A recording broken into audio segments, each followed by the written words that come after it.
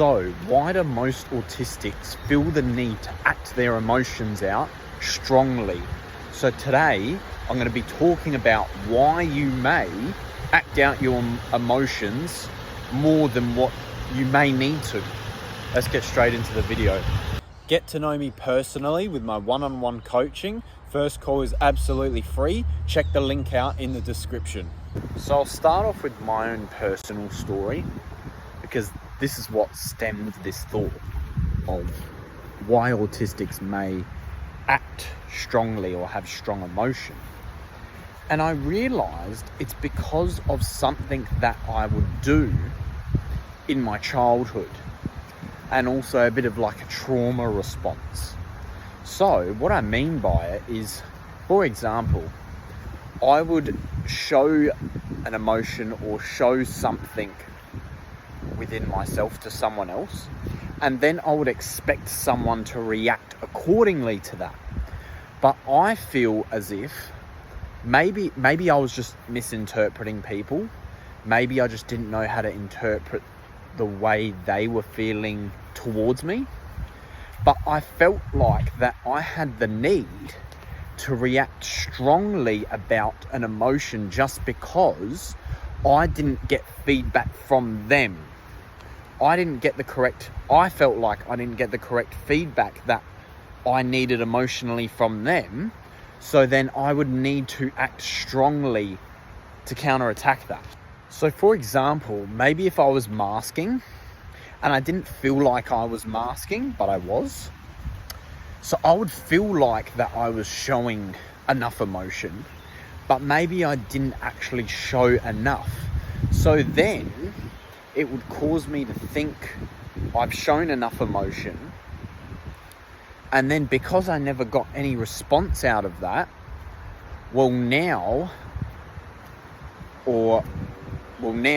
as an adult, or because I'm older, I then try to act out my emotions more so other people understand how I'm feeling. So sometimes I feel like I'm not feeling like that, or sometimes I need to act out this certain emotion so this person understands how I'm feeling, or it's about not wanting to do the wrong thing.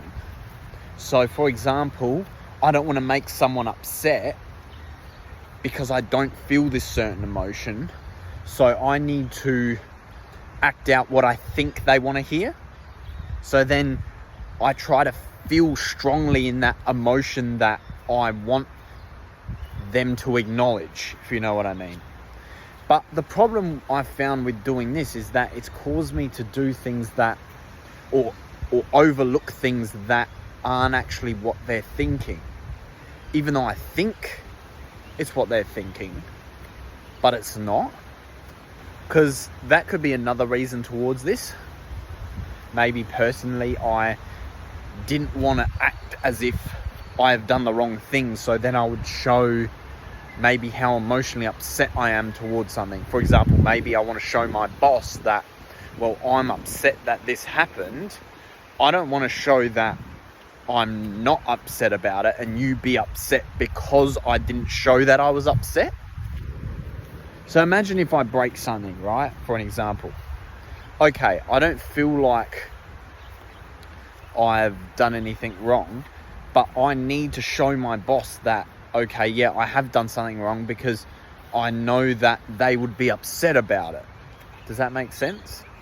So I don't know if that's a healthy thing or not, but that's just what I figured out now, looking back at my life and analyzing my past experiences and what happens.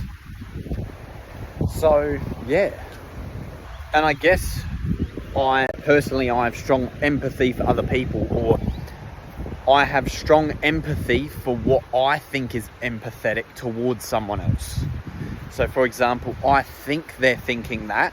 I think my actions are showing empathy, but then it doesn't end up showing as empathy, which sucks because I'm autistic and I don't understand those general barriers.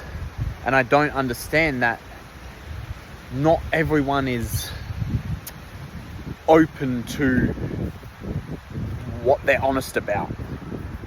Everyone's closed off. Everyone has some sort of ego. Everyone always thinks they might be right about something, or they don't want to be hurt in any way. And that's why maybe you like to act out your emotions a bit more than what others do, because you never got that response as a child that you thought it needed to be. So then you're kind of acting out your past trauma because you never got that answer when you were a child. That's just from my own experience and what I've come across. It might be different towards other autistics. You might be an autistic that is closed off and doesn't speak or doesn't have any emotion. Maybe you had a completely different trauma response. Maybe it's opposite to what I had.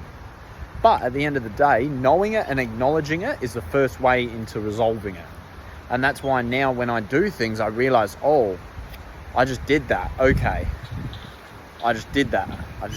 And then as you go along, I've started to get better at acknowledging things and knowing, okay, was that just my trauma response, or am I truly just in control of what I'm saying? So I think that's the end of this video. Like and subscribe to watch more educational content about autism and how to be an independent young man on the autism spectrum. Anyway, thank you.